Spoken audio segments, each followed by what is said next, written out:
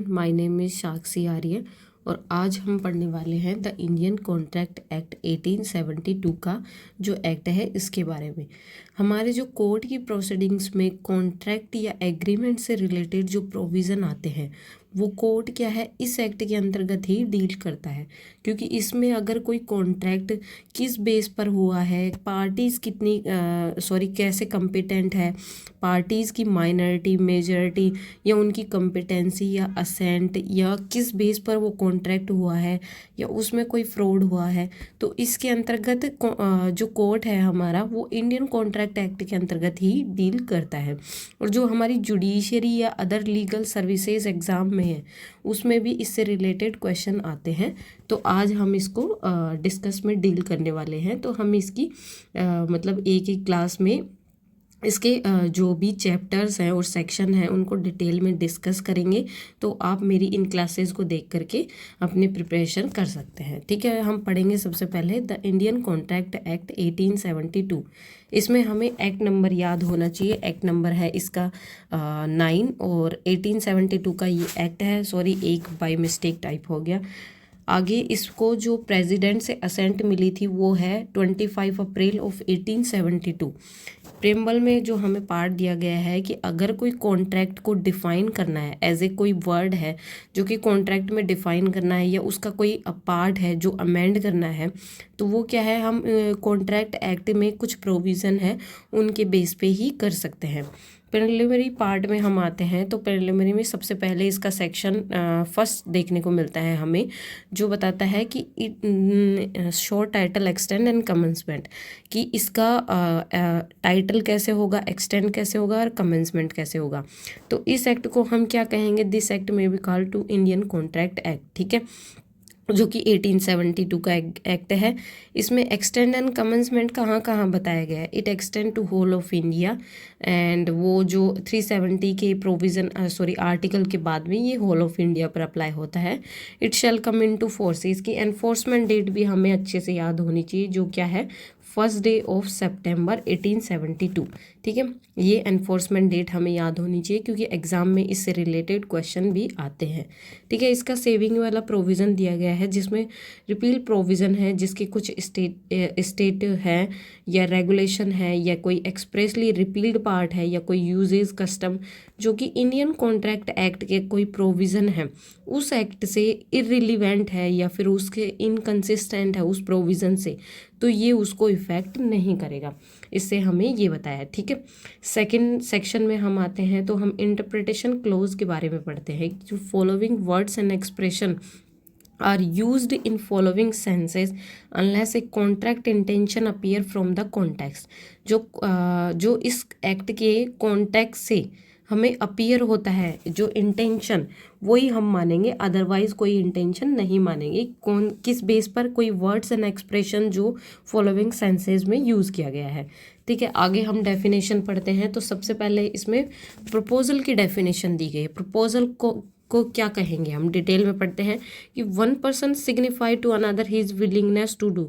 अगर कोई व्यक्ति सिग्निफाई करता है, क्या सिग्निफाई करता है, उसकी विलिंगनेस, कि वो क्या चाहता है कि कुछ करने के लिए, to do and abstain from doing anything, या फिर कुछ करने के लिए किसी अपने आप को रोकता है या किसी व्यक्ति को रोकता है, with a view to obtaining the assent of other person, मतलब वो क्या है, उस व्यक्ति की असेंट लेने के लिए रोकता है। ठीक है, कोई एक्ट या एब्सटिनेंस करने के लिए, तो अगर वो ऐसा कोई प्रपोजल करता है तो उसको क्या कहेंगे, प्रपोजल कहेंगे। सॉरी, वो अगर ऐसा कोई कार्य या फिर कार्य नहीं करने का कोई पार्ट करता है तो उसको हम प्रपोजल कहेंगे। क्यों, एज ए ऑफर वो सेकंड पर्सन को बताता है कि मैं आपके साथ ये ऑफ़र रख रहा हूँ, आप इसको एक्सेप्ट करो, अदरवाइज आप रिफ्यूज़ करो, या फिर उसको इस इल्यूज़न में या फिर इस बेस पर कि वो उसको एक्सेप्ट करे, ऐसा कोई कार्य करता है तो प्रपोजल होता है, जो हमने एक वाले डेफिनेशन में पढ़ी है।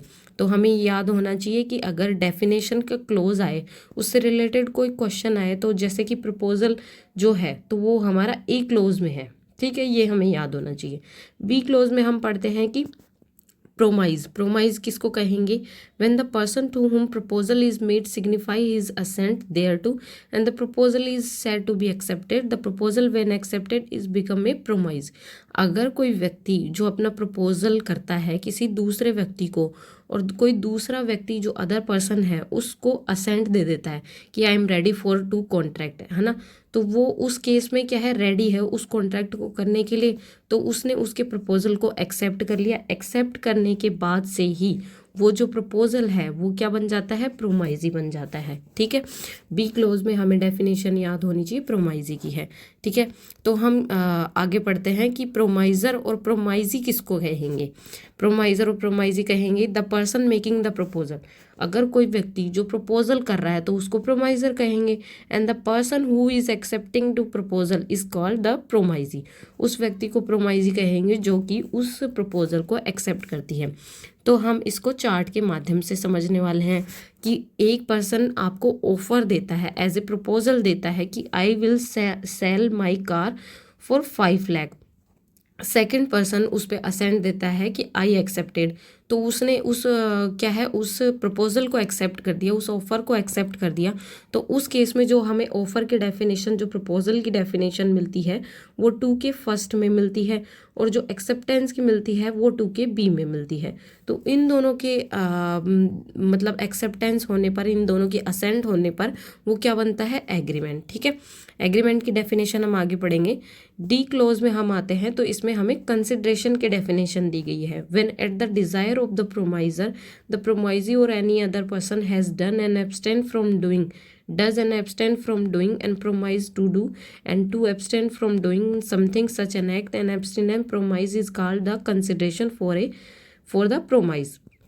अब इसमें हमें क्या बताया, एट द डिज़ायर ऑफ प्रोमाइज़र, प्रोमाइज़र की डिज़ायर पर या प्रोमाइजी की डिज़ायर पर कोई दूसरा व्यक्ति क्या करता है, other person has done and abstain from doing, या फिर एब्सटेन करता है अपने आप को कि वो from doing and does abstain from doing promises to do, उस प्रोमाइज को करने के लिए एब्सटेन, या उस प्रोमाइज को नहीं करने के लिए। तो उस केस में क्या है कि वो उस व्यक्ति को कुछ कंसिडरेशन देता है एज ए पार्ट, कुछ इन रिटर्न में कोई वैल्यू देता है। तो उस हम पार्ट को क्या कहेंगे, कंसिडरेशन। किसकी डिज़ायर पर, प्रोमाइज़र की डिज़ायर पर या प्रोमाइजी की। जैसे एज ए पर्सन मैं प्रोमाइज़र हूँ या फिर कोई सेकंड जो है प्रोमाइजी है जिसको मैंने ऑफर किया या प्रपोजल किया कि I will send you I will sell you my car, then you will return back in me to 5 lakh. तो 5 lakh as a consideration deal करेंगे हम। ठीक है, आगे हम आते हैं कि इस चार्ट के माध्यम से हम समझेंगे कि I will give you my car. तो ये पर्सन क्या कहता है कि मैं तुम्हें अपनी कार दूंगा, तो ये रिटर्न में क्या कहता है कि आई गिव यू 5 लाख। तो ये इसको क्या है, 5 लाख रुपए दे रहा है। तो 5 लाख रुपए क्या है, तो इसमें कंसिडरेशन बताता है कि कंसिडरेशन जो हम रिटर्न में उसको कोई वैल्यूएबल सिक्योरिटी या फिर कोई भी जो वैल्यू देते हैं उस थिंग्स के लिए, जो वस्तु हमने दी है उस थिंग के लेवल पर या फिर उसकी बेस पर कोई अमाउंट देते हैं या फिर उसकी बेस पर कोई और अदर लाइबिलिटी लेते हैं कि हाँ मैं आपको इसके रिटर्न में कुछ दूंगा, तो उसको कंसिडरेशन कहेंगे जो 2 के डी में दी गई है। तो something in value in return, जो कि रिटर्न में कोई वैल्यू देना, तो उसको कंसिडरेशन कहते हैं। तो इसमें क्या क्या हो सकता है, इसमें मनी हो सकता है, गुड हो सकती है, सर्विस हो सकती है, एंड एक्ट एंड एब्सटिनेंस हो सकता है। ठीक है, ई क्लोज में हम आते हैं जिसमें एग्रीमेंट की डेफिनेशन दी गई है। एग्रीमेंट किसको कहेंगे, every promise and every set of promisee forming the consideration of each other is an agreement. अगर कोई पार्टीज़ है, 2 पार्टीज़ है, एक पार्टी ने क्या प्रोमाइज़ करा, तो उन्होंने एक के बेस पर दूसरा प्रोमाइज़ कर लिया। ठीक है, तो उनका जो प्रोमाइज़ जो एक के बाद एक होता है, तो उसमें क्या है, कंसिडरेशन भी डील होती है कि वो उसको मतलब एक बार ऑफ़र दिया तो उसने उसकी कंसिडरेशन दे दी प्रपोजल को एक्सेप्ट करके।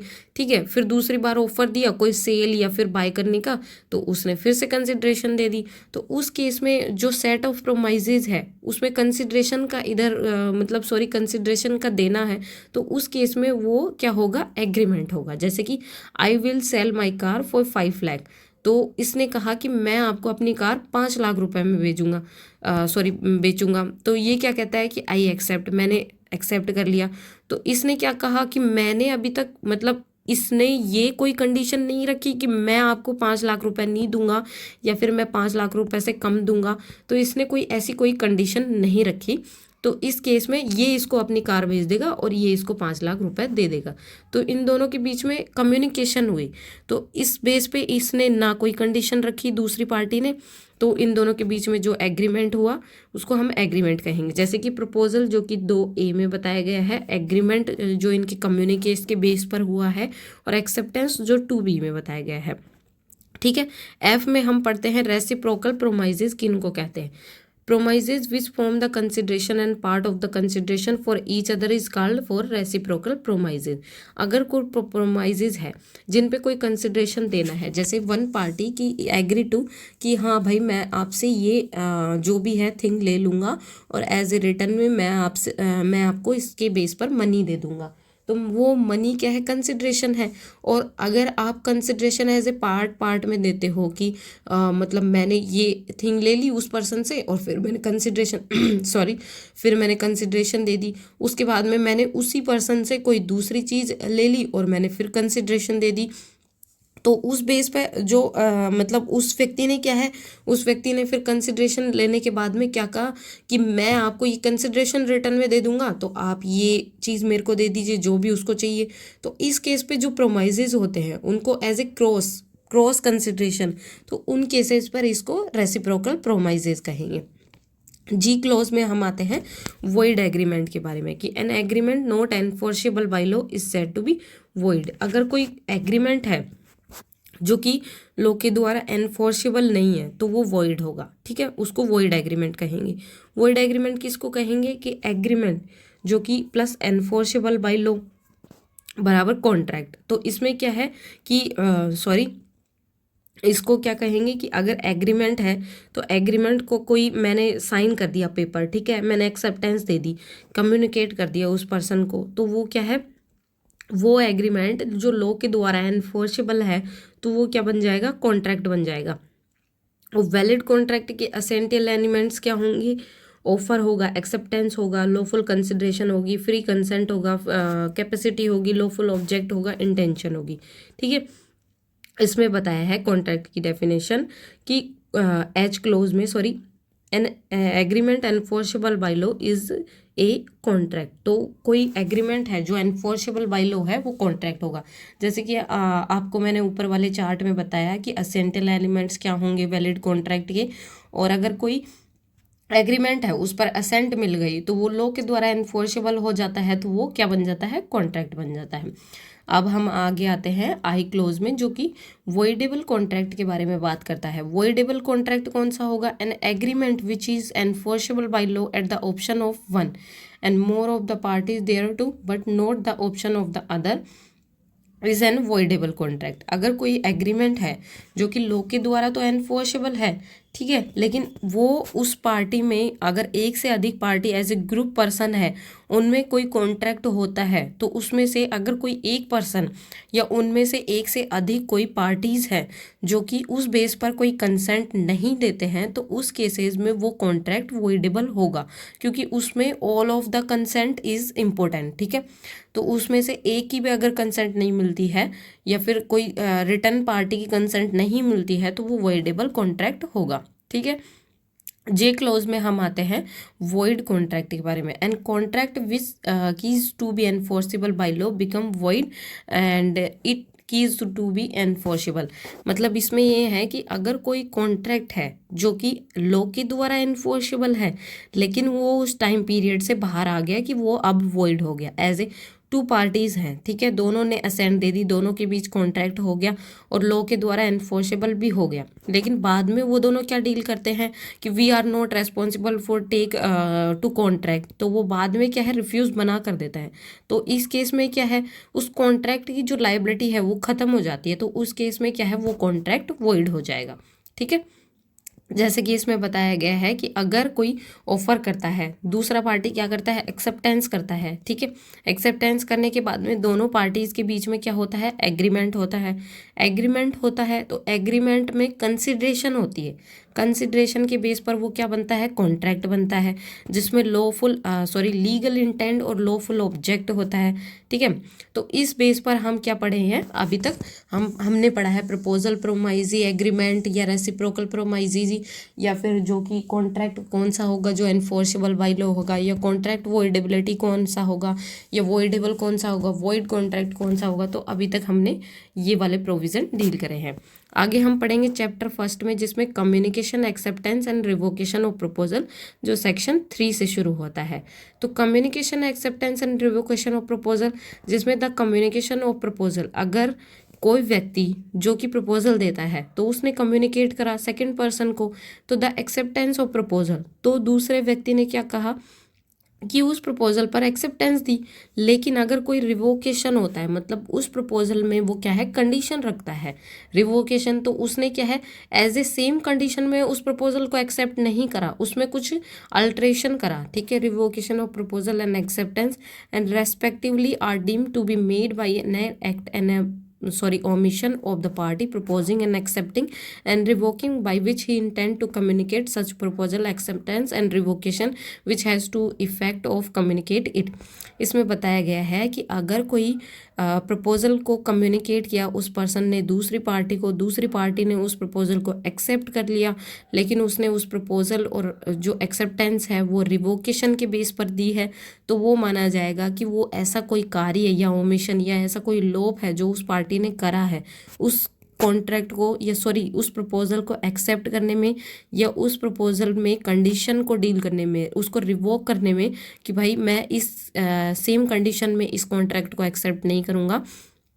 तो उसने उस प्रपोजल या एक्सेप्टेंस या रिवोकेशन को क्या करा, कम्युनिकेट करा, तो वो उस केस में उस कम्युनिकेट को इफेक्ट कर देगा, ठीक है। इसमें ये बताया गया है। सेक्शन 4 में हम पढ़ने वाले हैं कम्युनिकेशन व्हेन कंप्लीट, कम्युनिकेशन कब कंप्लीट होगी। The communication of proposal is complete when it come to the knowledge of the person who made it. Communication क्या होगी प्रपोजल की, as a person who promiser who make a proposal to other person, कि आप इस proposal को accept करो या refuse करो, तो ये उसने कम्युनिकेट करा सेकंड पर्सन को, तो वो क्या होता है कि come to the knowledge of the person whom it is made. तो मतलब वो उस व्यक्ति की नॉलेज में जाती है, जिस व्यक्ति के लिए वो प्रपोजल किया गया ना, उस व्यक्ति की नॉलेज में जाती है कि आप इस प्रपोजल को एक्सेप्ट करते हो या नहीं। तो जब उसकी नॉलेज में जाती है तो उसकी प्रपोजल की कम्युनिकेशन कंप्लीट हो जाती है। कैसे होती है, the communication of acceptance is complete, acceptance की कम्युनिकेशन कंप्लीट होती है एज अगेंस्ट द प्रपोजर, जिस व्यक्ति ने प्रपोजल कराया है उस व्यक्ति के विरुद्ध, when it is put in course of transition to him as so far out of the power of acceptor. मतलब जो एक्सेप्ट करने वाला है या फिर जो प्रोमाइजी है, उसने क्या है, प्रपोजल को तो एक्सेप्ट कर लिया, लेकिन उस एक्सेप्टेंस को वो कम्युनिकेट कैसे करे प्रपोजर को, तो वो क्या करता है, उस प्रपोजर के अगेंस्ट में उस ट्रांसमिशन को जो कि उसने कम्युनिकेट करनी है प्रपोजर को, वो उसकी पावर से अगर आउट ऑफ द पावर चली जाती है कि मैंने उस पर एक्सेप्टेंस दे दी और मैंने उस चीज़ को आपको कम्युनिकेट करने के लिए भेज दिया है, तो वो उसके क्या है, ट्रांजिशन से आउट हो गया है, तो उस केस में उसकी एक्सेप्टेंस कंप्लीट हो जाती है, ठीक है। And as against the acceptor, acceptor के अगेंस्ट में कब होगी, जब it come to the knowledge of proposer, और एक्सेप्टेंस के अगेंस्ट एक्सेप्टर के अगेंस्ट में कब होगी, जब वो प्रपोजर की नॉलेज में आएगी। जैसे कि प्रपोजर जिसने प्रपोजल रखा तो उसकी कम्युनिकेशन कब कंप्लीट होगी, जब वो एक्सेप्टेंस वाले पार्ट वाले जो पर्सन है उसकी नॉलेज में आ जाए। अब एक्सेप्टेंस कब कंप्लीट होगी, जब वो उसकी पावर से आउट हो जाए, ठीक है। लेकिन वो एक्सेप्टर के अगेंस्ट में कब होगी, जब वो प्रपोजर की नॉलेज में आ जाए, ठीक है। तो the communication of revocation is complete, लेकिन रिवोकेशन वाली कम्युनिकेशन कब कंप्लीट होगी, as against the person who make it is put in course of transmission to him and to the person to him it is made. तो उस व्यक्ति के against में जिसने कि उसको बनाया है। रिवोकेशन कब कंप्लीट होगा कि जिस व्यक्ति ने उसके लिए बनाया है तो उसके कोर्स में क्या है, उस व्यक्ति के अगेंस्ट में ये बनाया गया है, out of the power of the person who make it as against the person to whom it is made, it come to the his knowledge. मतलब मैंने एज ए एक्सेप्टर के लिए वो प्रपोजल बनाया है, तो उस व्यक्ति के अगेंस्ट में जब वो प्रपोजल के ट्रांसमिशन से आउट हो जाती है, जिस व्यक्ति के लिए, किस व्यक्ति के लिए, एक्सेप्टर की लिए मैंने उस प्रपोजल को बनाया है, तो वो क्या है, मेरी पावर से बाहर चला गया, एज ए प्रपोजर की पावर से बाहर चला गया, तो उस व्यक्ति के अगेंस्ट में, और वो एक्सेप्टर की नॉलेज में आ गया, तो उस केस में वो कम्युनिकेशन रिवोकेशन कंप्लीट हो जाती है। ठीक है, जैसे हम इलस्ट्रेशन से पढ़ेंगे कि ए प्रपोज करता है by letter to sell a house to B. मतलब एक ने प्रपोजल रखा कि लेटर भेजा बी को कि वो एक घर बेचना चाहता है जो कि उसका खुद का है, सर्टेन प्राइस पर, कुछ निश्चित प्राइस पर। तो कम्युनिकेट करता है कि प्रपोजल कब कंप्लीट होता है। बी ने जब लेटर लिया तो बी एज एक्सेप्टर उसने क्या है, लेटर लिया, तो ये क्या है, ए क्या है, प्रपोजर, तो इसके क्या है, इसने कम्युनिकेट करा बी को, और बी की नॉलेज में वो आ गया, तो वो इसकी जो क्या है प्रपोजल एक्सेप्टेंस कब कंप्लीट हो गई, सॉरी इसका जो प्रपोजल का कम्युनिकेशन कब कंप्लीट होगा, जब वो उसकी नॉलेज में आ जाएगा। ठीक है, बी इलस्ट्रेशन में क्या बताया गया है कि बी ने एक्सेप्ट कर लिया ए का प्रपोजल एक्सेप्ट कर लिया, तो ये जो प्रपोजल का कम्युनिकेशन है वो कंप्लीट हो गया, और जो एक्सेप्टेंस का प्रपोजल है कम्युनिकेशन है वो कैसे कंप्लीट होगा कि बी ने उस ए के प्रपोजल को एक्सेप्ट कर लिया लेटर के द्वारा जो उसने पोस्ट में भेजी थी, और जो एक्सेप्टेंस की कम्युनिकेशन है वो कंप्लीट होगी ए के अगेंस्ट में जब लेटर बी दोबारा पोस्ट करेगा ए के अगेंस्ट में, और ए को अगर वो मिल जाती है तो वो प्रपोजर के अगेंस्ट में, एक्सेप्टर के अगेंस्ट में वो कम्युनिकेशन कंप्लीट हो जाता है। ठीक है, सी इलस्ट्रेशन में हम आते हैं, A revoke his proposal by telegram. A ने क्या कहा कि बी ने एक्सेप्ट कर लिया, लेकिन ए ने क्या कहा कि टेलीग्राम पर उस प्रपोजल को रिवोक कर दिया कि भाई नहीं, इस कंडीशन के बेस पर नहीं दूंगा, फिक्स प्राइस में नहीं दूंगा। ठीक है, तो रिवोकेशन कंप्लीट कब होगा ए के अगेंस्ट में, जब टेलीग्राम डिस्पैच हो जाएगा। मतलब एक ने सेल करने का प्रपोजल भेजा बी को, तो ये प्रपोजल का कम्युनिकेशन क्या हो गया, कंप्लीट हो गया। बी ने एक्सेप्ट कर लिया, तो ये एक्सेप्टेंस का प्रपोजल कंप्लीट हो गया, क्योंकि उसने आउट ऑफ द पावर उसने वो लेटर सेंड कर दिया। ठीक है, फिर ए की नॉलेज में वो लेटर आ गया, अब ए ने उसको रिवोक कर दिया टेलीग्राम के द्वारा, तो वो रिवोकेशन का कम्युनिकेशन कंप्लीट हो जाएगा। ठीक है, और उसने उसको डिस्पैच कर दिया बी के अगेंस्ट में जब बी ने उसको रिसीव कर लिया। ठीक है, B revoke his acceptance by telegram, तो बी ने क्या करा, उसको जो एक्सेप्टेंस है वो टेलीग्राम के द्वारा रिवोक कर ली। बी की जो रिवोकेशन कब कंप्लीट होगी बी के अगेंस्ट में, जब टेलीग्राम डिस्पैच होगा ए के अगेंस्ट में, तो उसके पास पहुंच जाएगा इस केसेस में। ठीक है, तो हम ये communication of acceptance and communication of proposal and communication of revocation कब कंप्लीट होता है, ये सेक्शन 4 में बताया गया है। जैसे कि हम इस चार्ट के माध्यम से समझेंगे कि communication when complete, Indian Contract act, इसमें प्रपोजल ऑफर, तो जो ऑफर दिया गया है उसमें हम आगे सेक्शन में पढ़ेंगे, सेक्शन 37 में, कि कंप्लीट कब होता है, जब वो नॉलेज में आता है ऑफरर की, जिसने उसको ऑफर दिया है। ठीक है, 62 में जैसे कि प्रपोजर के अगेंस्ट में कब आता है, जब वो कंप्लीट होता है ट्रांसमिशन में और एक्सेप्टर की पावर की बाहर चला जाता है, और जो रिसीवर के अगेंस्ट में जो जिसने कि उसको एक्सेप्ट करा, ठीक है, ट्रांसमिशन जो रिसीवर की पावर से बाहर चला जाता है। ठीक है, अब रिवोकेशन कब होता है, जो सेक्शन 39 79 में हम आगे पढ़ेंगे, कंप्लीट कब होता है, जब वो रिविजनर की पावर से बाहर चला जाता है। ठीक है, रिवोकेशन जब वो रिविजनर के पोजीशन से, उसकी नॉलेज से बाहर चला जाता है और वो प्रपोजर की नॉलेज में आ जाता है, तब होता है। ठीक है, इसमें की कॉन्सेप्ट रूल फॉर एक्सेप्टेंस, जैसे proposer is bound when the acceptance is send, मतलब प्रपोजर कब बाउंड होगा, जब एक्सेप्टेंस भेज दी जाएगी और एक्सेप्टेंस इज रिसीव्ड, और एक्सेप्टर की जो एक्सेप्टेंस है वो उसको मिल जाती है, तो प्रपोजर बाउंड हो जाएगा। ठीक है, अब हम पढ़ने वाले हैं सेक्शन 5 जिसमें revocation of proposal and acceptance, कि उस प्रपोजल और एक्सेप्टेंस की रिवोकेशन कैसे होगी। A proposal may be revoked at any time before the communication of it acceptance is complete as against the proposer. जो प्रपोजल है वो रिवोक कैसे किया जाएगा, मतलब उसको उसमें क्या है अल्ट्रेशन कैसे की जाएगी जब वो कम्युनिकेट हो जाती है एक्सेप्टेंस के बेस पर, तो वो कब उस प्रपोजल के अगेंस्ट में होगी। But not afterward and acceptance may be revoked at any time before the communication of acceptance is complete as again the acceptor but not afterward. मतलब इसमें दो कंडीशन हमें बताई गई है कि अगर कोई प्रपोजल है जो कि कम्युनिकेट होती है एक्सेप्टेंस के लिए, मतलब एज ए ऑफरर या प्रपोजर मैंने किसी को प्रपोजल दिया, ठीक है, तो उस सेकंड पर्सन ने उसको एक्सेप्टेंस दे दी, एक्सेप्टेंस से पहले ही मैं उसको रिवोक करवा सकती हूँ, ठीक है, उससे पहले ही करा सकती हूँ, before the communication of acceptance इसमें बताया गया है उस प्रपोजर के अगेंस्ट में, नॉट आफ्टरवर्ड, इसके बाद में नहीं। लेकिन इसमें क्या है कि N acceptance may B revoke, और कोई एक्सेप्टेंस को कब रिवोक किया जा सकता है, before the communication of acceptance, तो उस कम्युनिकेशन के एक्सेप्टेंस से पहले, मतलब क्या है उस पार्टी ने उस प्रपोजल को क्या है एक्सेप्ट कर लिया। अब वो एक्सेप्टेंस को कब रिवोक करे, जब वो उस एक्सेप्टेंस को प्रपोजर के अगेंस्ट में भेजने वाली हो, तो उस केसेस में क्या है वो उसके कंप्लीट होने से पहले ही, उसके बाद में उसको वो एक्सेप्टेंस को रिवोक नहीं किया जा सकता। सेक्शन 5 में हम ये पढ़ने वाले थे, ठीक है। ए प्रपोजर में भी ठीक है, इसमें आगे हम पढ़ेंगे, हम इलस्ट्रेशन से समझेंगे कि A propose by letter send by post to sell his house to B, मतलब ए ने प्रपोजल रखा लेटर भेज के पोस्ट के द्वारा कि वो अपना घर बेचने वाला है बी को, बी ने एक्सेप्ट कर लिया proposal by letter send by post, तो बी ने क्या करा उस प्रपोजल को एक्सेप्ट कर लिया।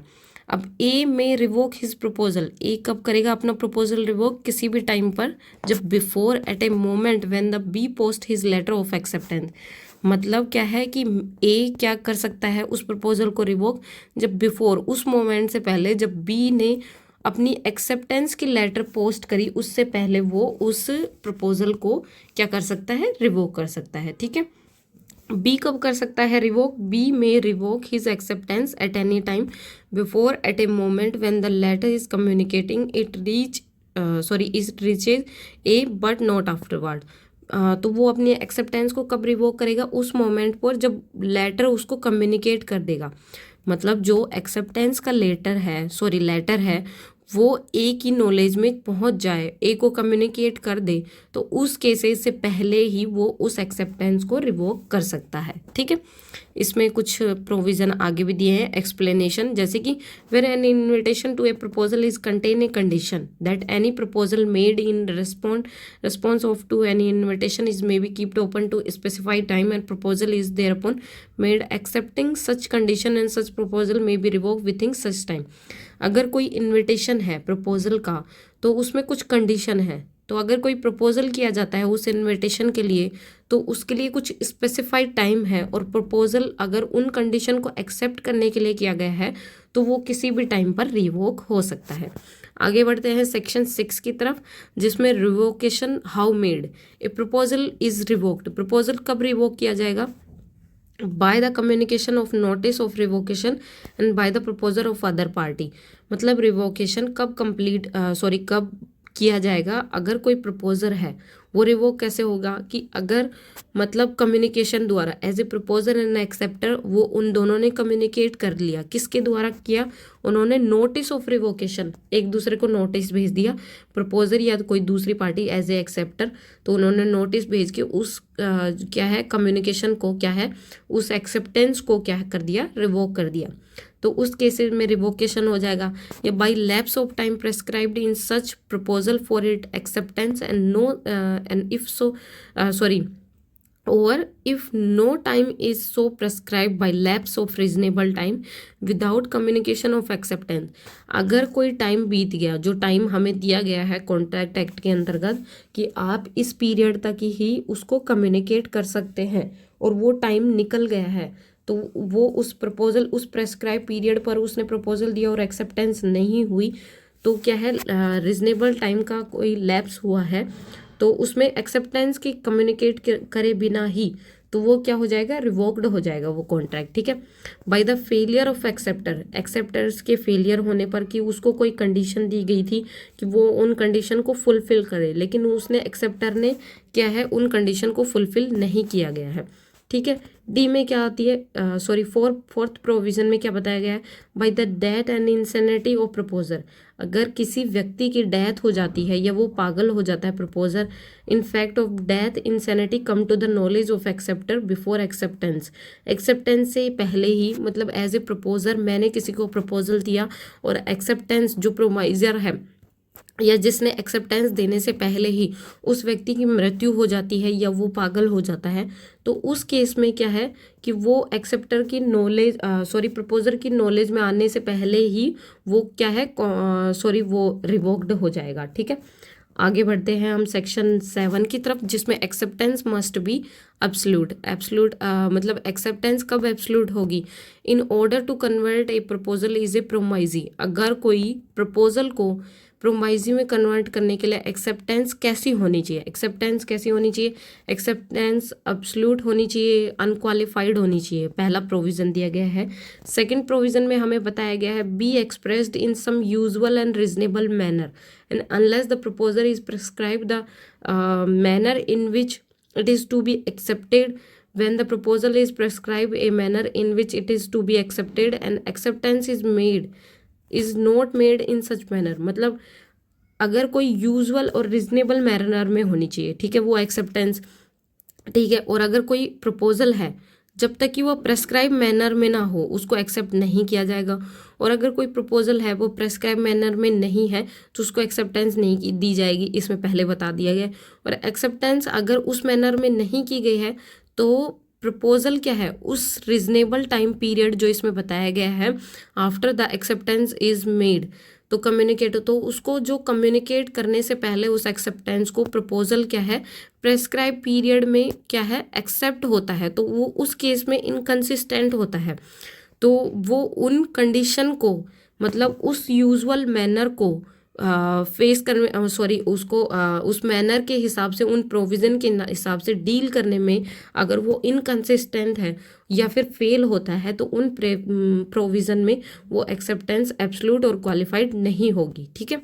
आगे आते हैं सेक्शन 18 की तरफ, जिसमें acceptance by performing condition and receiving consideration, कि कोई भी जो एक्सेप्टेंस है जिसमें कंडीशन को कैसे परफॉर्म करना है या कंसिडरेशन कैसे लेनी है, तो performance of the condition of A proposer, अगर कोई प्रपोजर की कंडीशन में हमें परफॉर्म करना है तो उस एक्सेप्टेंस पर हम कोई कंसिडरेशन देते हैं। मैंने कोई प्रपोजल रखा तो उसकी परफॉर्मेंस कब करूँगी मैं, क्योंकि मैंने कोई कंडीशन रखी, तो उस कंडीशन पर और उस कंडीशन में मैंने कोई कंसिडरेशन रखी, ठीक है। मैंने प्रपोजल रखा, प्रपोजल की परफॉर्मेंस किसी कंडीशन के बेस पे होगी और कंडीशन के बेस पे होने के लिए कोई सेकंड पर्सन उस पर एक्सेप्टेंस देगा, एक्सेप्टेंस के बेस पर कोई कंसिडरेशन होगी, तो उसमें जो रेसिप्रोकल प्रोमाइजेज है जो कि ऑफर्ड किया गया है प्रपोजल के साथ में, तो वो एक्सेप्टेंस ही प्रपोजल होगी, ठीक है। अब नहीं समझे ऐसे थोड़े डिटेल में समझते हैं कि अगर कोई प्रपोजल है ठीक है, किसी व्यक्ति ने प्रपोजल दिया, ठीक है, तो किसी व्यक्ति ने प्रपोजल दिया कि I will send you my car, I will sell you my car, तो किस कंडीशन पर दिया कि इफ़ यू मतलब रिटर्न में आप मेरे को कोई मनी या कोई मतलब वैल्यूएबल सिक्योरिटी दो, तो ठीक है, उसने कंडीशन रखी, तो उसने प्रपोजल की जो कंडीशन है वो परफॉर्म हो गई। अब एज ए सेकंड पर्सन उसने एक्सेप्टेंस दे दी, एक्सेप्टेंस तो उसने उसको पैसे भी दे दिए, अमाउंट भी दे दिए, ठीक है, तो उस केस में कोई रेसिप्रोकल प्रोमाइजेज हुई, तो इसने जो कंडीशन रखी प्रपोजल के साथ में, तो उस केस में क्या हुआ, रेसिप्रोकल प्रोमाइजेज बना, ठीक है। तो उसमें जो प्रपोजल ऑफर्ड किया गया वो उस प्रपोजल की जो एक्सेप्टेंस है वो प्रपोजल बन गया। मतलब मैंने किसी को प्रपोजल दिया, उस प्रपोजल के साथ में मैंने उसको एक्सेप्टेंस मांगी, उसने एक्सेप्टेंस दी, फिर उस बेस पे मैंने कोई कंडीशन रखी, तो मैंने एज ए क्रॉस प्रपोजल रखा उसको, तो क्रॉस प्रपोजल के केस में जो उसने एक्सेप्टेंस दी वो हम प्रपोजल मानेंगे, तो ठीक है, इसमें ये बताया गया है, ठीक है, तो इससे हम सेक्शन 8 को अच्छे से समझ पाए हैं। ठीक है, आगे हम बढ़ते हैं सेक्शन 9 की तरफ, जिसमें प्रोमाइजेज एक्सप्रेस एंड इम्प्लाइडली, कि प्रोमाइजेज एक्सप्रेसली इम्प्लाइड कब होंगे, in so far as proposal and acceptance by a promisee is made in words and the promise is said to be expressed in so far as this proposal and acceptance is made otherwise in words and promise is said to be implied। मतलब क्या है कि जो proposal या प्रोमाइजेज है वो क्या है, कैसे होने चाहिए, वो एक्सप्रेस और इम्प्लाइडली होने चाहिए। तो उसमें जो प्रपोजल एंड एक्सेप्टेंस है उस प्रोमाइजेज का वर्ड्स में होना चाहिए, और उस पर क्या है, इम्प्लाइड फॉर्म या एक्सप्रेस फॉर्म में होनी चाहिए। तो ठीक है, चैप्टर फर्स्ट में आज हमने डील करा है सेक्शन 3 से लेकर के 9 तक, और आगे हमने डेफिनेशन के प्रोविज़न भी पढ़े हैं कॉन्ट्रैक्ट एक्ट में। चैप्टर सेकंड हम आगे की क्लास में डील करेंगे। So this class is helpful for your judiciary exam. So like, subscribe my channel Legal Facts. Thank you.